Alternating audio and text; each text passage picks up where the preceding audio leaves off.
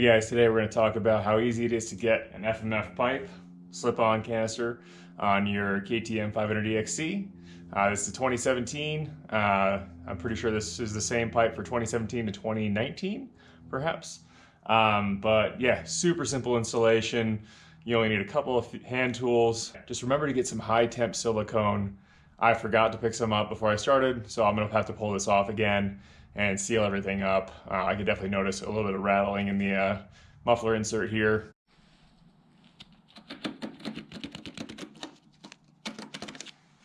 But yeah, grab some high temp silicone, 8mm wrench, a spring puller of some kind. You can probably get away with vice grips.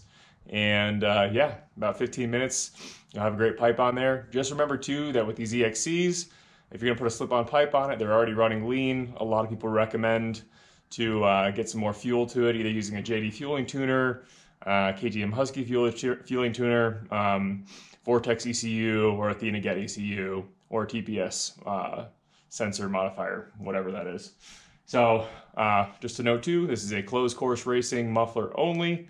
I'm opting to use the insert for the spark arrestor too, because I do this for a lot of OHV trails here in Colorado. But yeah, up to you to look up your own regulations and all that stuff. I'm not speaking to that. So great. Without further ado, let's do it.